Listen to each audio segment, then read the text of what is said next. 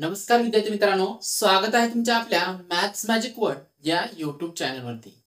विद्यार्थी मित्रांनो, आजच्या व्हिडिओमध्ये आपण सिम्प्लिफिकेशन वरती काही एक्झाम्पल्स पाहणार आहोत. आता यामध्ये जे एक्झाम्पल्स आपल्याला दिलेले तर ते एक्झाम्पल बॉडमॅचच्या पद्धतीने म्हणजे कंची भागुबेव या पद्धतीनुसार आणि संक्षिप्त रूप जिथे गरज आहे अशा ठिकाणी संक्षिप्त रूप घेऊन हे एक्झाम्पल आपल्याला सोडवायचे.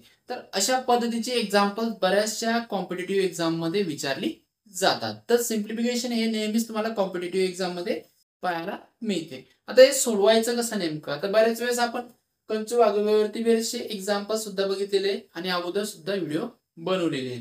तर हे एक एक्झाम्पल आहे आपल्याकडे. हे बघा कसं सोडवायचं. आता 3/2 गुणिला 11/5 इथे भागाकार आहे आणि इथे कंसामध्ये 25/44 गुणिला 11/5 आहे.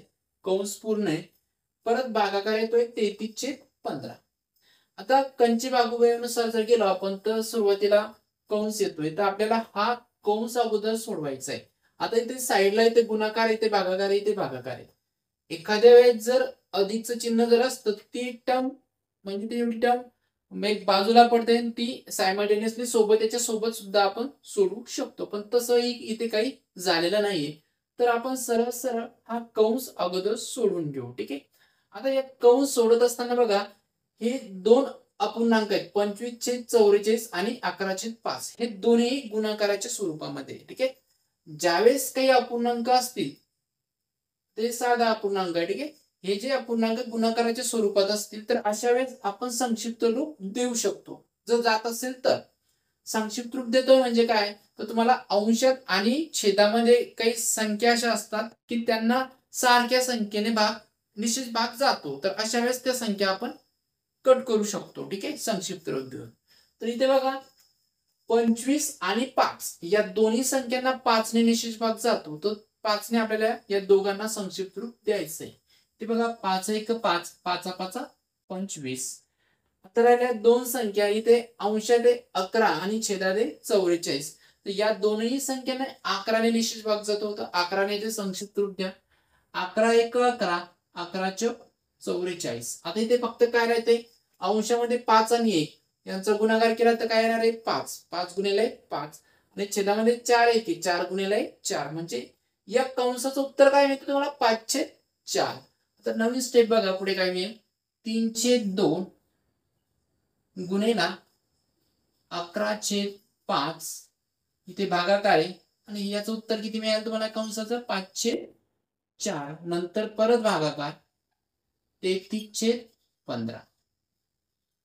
आता या स्टेप मध्ये बघा काय करायचंय, इथे तर गुणाकार आहे पण इथे तुम्हाला अगोदर भागाकार करावा लागणार आहे. आता गुणाकार आणि भागाकार दोनच गोष्टी आहेत, तर याच्यामध्ये भागाकार अगोदर करावा लागतो. तर हा जो भागाकार आहे हा अपूर्णांकाचा भागाकार आहे. ठीक आहे.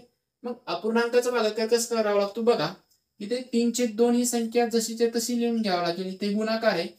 आता ज्यावेळेस आपण अपूर्णांकाचा भागाकार करत असतो त्यावेळेस तुम्हाला तो सुरुवातीचा अपूर्णांक जशीचा तसा लिहून घ्यायचा आहे.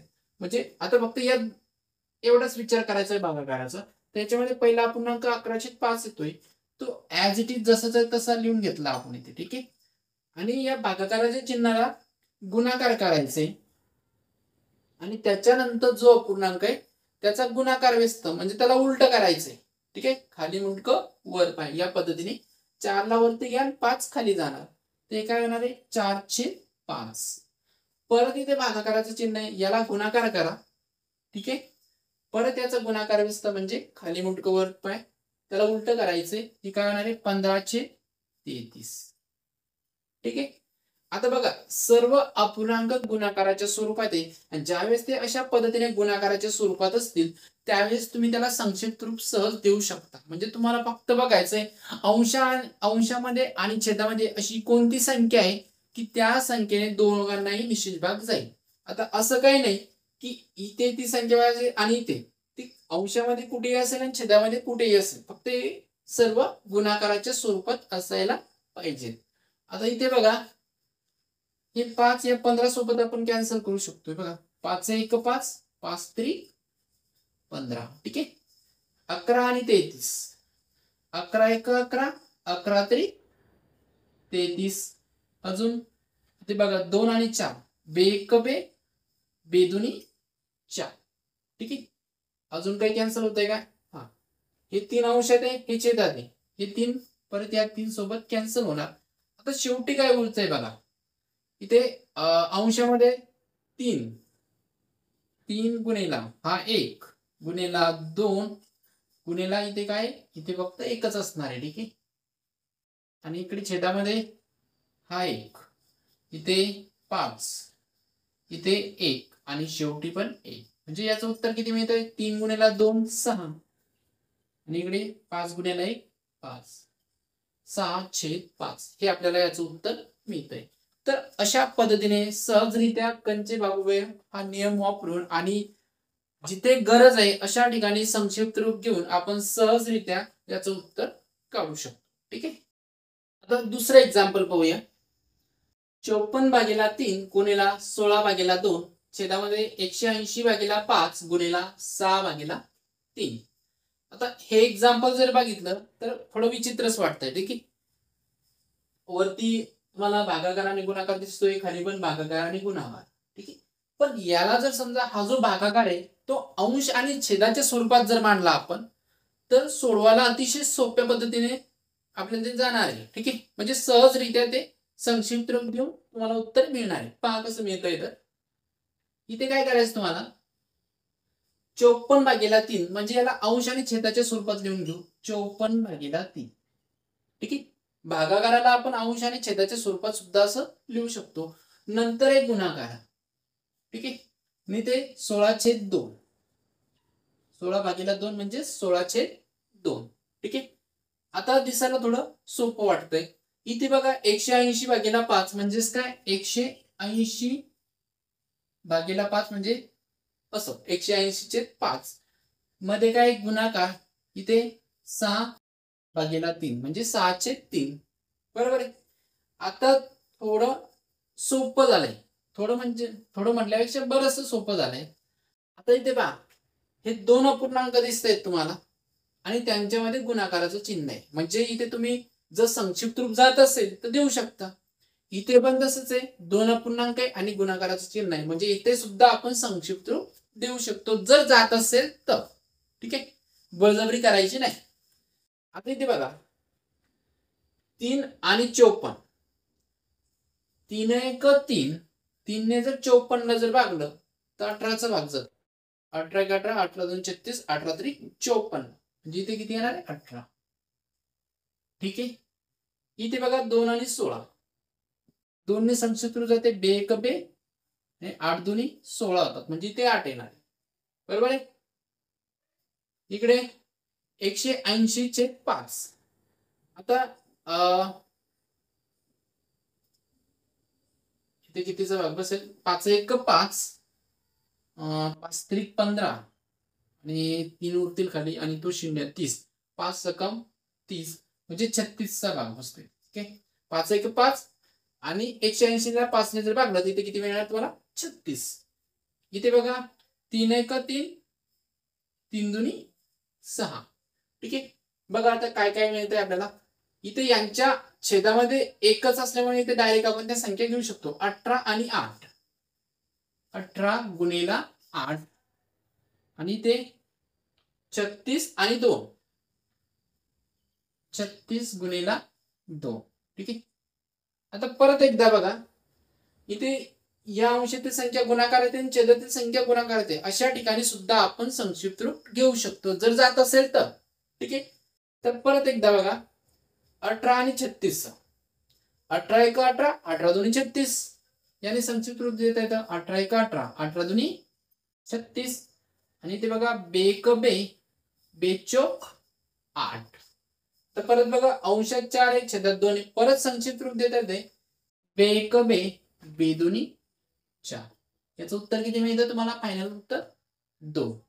तर अतिशय सोपं एक्झाम्पल होतं, फक्त दिसायला अवघड. काहीच नाही केलं आपण, फक्त इथे संक्षिप्त रूप देता लावला. जास्त काही करण्याची गरज नाही. ठीक आहे. आता 3 नंबरचं एक्झाम्पल पाहूया. 9/7/11/5 गुणिला 44/25/18/21. आता इथे भागाकार या 2 अपूर्णांकांचा आणि इथे सुद्धा भागाकार आलेला आहे. ठीक आहे. तर अपूर्णांकाचा भागाकार कसं करतो आपण, जो पहिला अपूर्णांक आहे तो ऍज इट इज लिहून घ्यायचा आहे आणि भागाकाराला गुणाकार करायचे आणि त्याच्यानंतर जो अपूर्णांक आहे त्याचा गुणाकार व्यस्त घ्या. ठीक आहे. तर इथे बघा काय मिळेल तुम्हाला, हे गुणाकार ऍज इट इज जसं तसं राहणार आहे. इथे 9/7 हा पहिला अपूर्णांक आहे. तर एवढाच भागाकार बघा दोन अपूर्णांकाचा 9/7 मी लिहून घेतले. भागाकाराला काय करायचं तुम्हाला, गुणाकार करायचे. आणि हा जो अपूर्णांक आहे 11/5 याला उलट करा, 5/11 त्याचा आपण गुणाकार व्यस्त घेत असतो. ठीक आहे.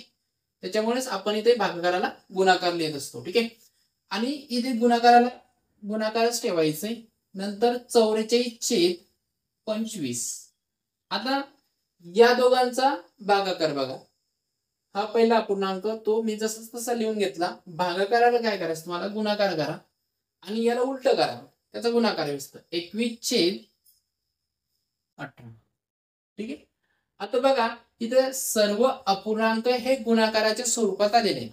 म्हणजे इथं आपण संक्षिप्त रूप घेऊ शकतो जर जात असेल तर. तर बघूया संक्षिप्त रूप जाते का. तर इथे बघा 9 आणि 18 यांना संक्षिप्त रूप देऊ शकतो 9 ने, बरोबर आहे. 9 1 9, 9 2 18. अजून 7 बघा, 7 आणि 21, 7 1 7, 7 3 21. अजून 11 आणि 44, 11 1 11, 11 4 44.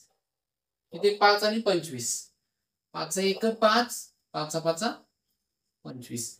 अजून काही कॅन्सल होतंय का, हा इथे 4 आणि 2, दोघांना 2 ने निश्चित भाग जातोय. बे 1 बे, बे 2 4. काय काय उरले बघा, 1 गुणिला 1 गुणिला 2 गुणिला 3 आणि छेदामध्ये 1 गुणिला 1 गुणिला 5 गुणिला 1, बेत्रिक 6 आणि ते 5. उत्तर किती मिळते आपल्याला, 6/5. अतिशय सोपं एक्झाम्पल होतं. आता बघा एक्झाम्पल नंबर 4, 35/18 गुणिला 9/7 अधिक 8/3 गुणिला 24/40. आता इथे बेरीज आणि गुणाकार या दोनच गोष्टी आहे. तर अगोदर गुणाकार करायचे आणि नंतर आपल्याला काय करायची, बेरीज करायची. ठीक आहे. तर इथे गुणाकार करत असताना आता इथे बेरीज आल्यामुळे ही टर्म वेगळी पडते आणि ही टर्म वेगळी पडते. म्हणजे दोन्ही सोबतच आपल्याला सोडवायचं आहे. दोन्ही आपण सोबत गुणाकार सोडवू शकतो. ठीक आहे. तर इथे बघा आता डायरेक्टच बघा या दोन अपूर्णांकासाठी फक्त. ठीक आहे. कारण हे दोनच अपूर्णांक इथे गुणाकार येते आणि इथे हे दोन अपूर्णांक आणि यांच्यामध्ये बेरजेचं चिन्ह आहे. ठीक आहे. तर दोन्ही गुणाकार आपण सोबतच करून घेऊ. तर या दोन संख्यामध्ये बघा, दोन अपूर्णांकामध्ये कॅन्सल होण्यासारखे काही आहे का, आहे. 7 आणि 35 या दोघांनाही 7 ने निशेष भाग जातो. 7 1 7, 7 5 35. परत ते 18 आणि 9 दोघांना 9 ने निशेष भाग जातोय. 9 1 9, 9 2 18. ठीक आहे. आता इकडे या दोन अपूर्णांकांचा विचार करा फक्त. यांच्यामध्ये गुणाकाराचं चिन्ह म्हणजे इथे संक्षिप्त रूप घेऊ शकतो आपण. तर इथे बघा 8 आणि 40, 8 1 8, 8 5 40. तसंच 3 आणि 24 या दोन संख्यांना 3 ने निशेष भाग जातोय. 3 1 3, 3 8 24. बघा काय काय राहतं इथे 5 गुणिला 1 किती येतात, 5. छेदामध्ये 2 गुणिला 1 2. इथे अधिक. ठीक आहे. इकडे 1 गुणिला 8 8, इकडे 1 गुणिला 5 5. हे दोन अपूर्णांक मिळतात, यांची तुम्हाला बेरीज करायची. दोन अपूर्णांक आहेत, तुम्ही छेद समान करून सुद्धा सोडवू शकता किंवा तिरपा गुणाकार. ते दोनच असल्यामुळे आपण तिरपा गुणाकार करू. ठीक आहे. 5 गुणिला 5 किती होतात, 25 अधिक 2 गुणिला 8 किती होतात, 16 आणि इथे 2 गुणिला 5 10. ठीक आहे. तिरपा गुणाकार काय करत असतो, इथे पहिल्याचा तुम्हाला अंश घ्यावा लागतो आणि दुसऱ्याचा छेद याचा गुणाकार आणि इथे मध्ये जे चिन्ह असेल, बेरीज असेल तर बेरीज घ्या, वजाबाकी असेल तर वजाबाकी घ्या. नंतर दुसऱ्याचा अंश घ्यायचा आणि पहिल्याचा छेद यांचा गुणाकार आणि शेवटी छेदामध्ये काय करायचं, छेदांचा गुणाकार. ठीक आहे. तर इथे किती मिळते तुम्हाला आता, 25 अधिक 16 हे होतात 41 आणि छेदामध्ये 10. ते मिळतं आपल्याला फायनल उत्तर 41/10. आता एक शेवटचं एक्झाम्पल पाहू 5 नंबरचं. 11/3 गुणिले 9/4 अधिक 19/2 भागेला 38/2 वजा 18/23 गुणिले 92/144. आता इथे बघा, इथे अधिक आणि इथे वजा आलेले आहे. याच्यामुळे काय आलेलं आहे, हा पार्ट वेगळा पडतोय, हा पार्ट वेगळा आणि हा पार्ट वेगळा. म्हणजे ऍट अ टाइम तुम्ही तीनही सोडवले तरी चालतील. ठीक आहे. तसं आपल्याला कंचे भागोवेळेनुसार अगोदर भागाकार करावा लागेल, पण तसं नाही केलं तरी चालेल, कारण की ज्यावेळेस अधिक आणि वजाबाकी अशी मदत येतात आणि ही स्टेप वेगळी पडते, त्याच्यामुळे तुम्ही या स्टेप सर्व सोबत जरी सोडवले सर्व टर्म्स तरी चालतात. ठीक आहे. आता इथे इथेच बघा, आता इथे संक्षिप्त रूप आपण देऊ शकतो. आता एवढंच बघा, 3 आणि 9 या दोघांना 3 निश्चित भाग जातो. 3 1 3, 3 3 9. ठीक आहे. इथे काही करण्यासारखं नाही. इथे फक्त काय राहतं मग 11 गुणिले 3 किती होतं, 11 3 33 आणि 1 गुणिले 4 किती होतात 4. हा गुणाकार झाला, हे स्टेपचं झालेलं आहे. ठीक आहे. इथे नंतर काय अधिक. आता इथे भागाकार आहे, तर भागाकारात काय करतो आपण, जो पहिला अपूर्णांक तो जशाचा तसा लिहून घेणार 19/2, भागाकाराला गुणाकार करणार आणि हा जो अपूर्णांक आहे त्याला उलट करायचंय. ठीक आहे. 2/38 बरोबर. नंतर काय वजा. आता इथे पण ही स्टेप वेगळी पडते, ही टर्म, मग याला पण सोडून घ्या. इथे संक्षिप्त रूप जाते का, जाते. ठीक आहे. 18 1 18, 18 8 144 होतात बघा. ठीक आहे. 23च्या पाड्यात 92 येतात. 23 1 23, 23 चोक 92 आणि अंश 40 ते 1 गुणिले 4 म्हणजे किती 4 आणि छेदामध्ये 1 गुणिले 8 म्हणजे. ठीक आहे. आता इथे बघा, इथे तर काहीच करता येत नाही. 33/4 हे जसेच्या तसे ठेवणार आपण. नंतर आहे अधिक. आता इथे तुम्ही संक्षिप्त रूप देऊ शकता. दोन्ही संख्या गुणाकाराच्या स्वरूपात आलेली आणि संक्षिप्त रूप जाते. इथे बघा, हे 2 या 2 सोबत कॅन्सल झाले. इथे बघा 19 1 19, 19 2 38. म्हणजे इथे काय राहते, अंशामध्ये फक्त 1 1 आणि छेदामध्ये 2 आहे, जे 1/2. नंतरच्या स्टेप मध्ये बघा, वरती 4 आहे खाली 8 आहे. इथे संक्षिप्त रूप जाते 4 ने. 4 1 4, 4 2 8 म्हणजे किती मिळत आहेत, वजा 1/2. आता इथे सोडवण्याची पण गरज नाही उरली. इथे अधिक 1/2 आहे आणि वजा 1/2 हे एकमेकांसोबत कॅन्सल होतात, कारण संख्या सारख्याच आहे, चिन्ह वेगवेगळी असेल तर ते कॅन्सल होतात एकमेकांसोबत. ठीक आहे. तर इथे शेवटी काय होतंय फक्त 33/4. हे आपलं झालं फायनल आन्सर. तर अतिशय सोप्या पद्धतीने आपण याला सॉल्व्ह केलेलं आहे. आता शेवटचं एक एक्झाम्पल 6 नंबरचं हे तुम्हाला सॉल्व्ह करायचं आहे. ठीक आहे. हे एक्झाम्पल आहे आणि त्याचं उत्तर किती मिळते 9. हे तुम्ही स्वतः सॉल्व्ह करायचंय. तर अशा पद्धतीने तुम्हाला काय करायचंय, कंचे भागोभागीचा उपयोग करायचा आहे आणि सोबतच जिथे गरज असेल अशा ठिकाणी संक्षिप्त रूप द्या, जेणेकरून तुमचं जे उत्तर आहे ते लवकर तुम्हाला मिळेल. ठीक आहे. तर अशा पद्धतीने एक्झाम्पल सॉल्व्ह करायचे.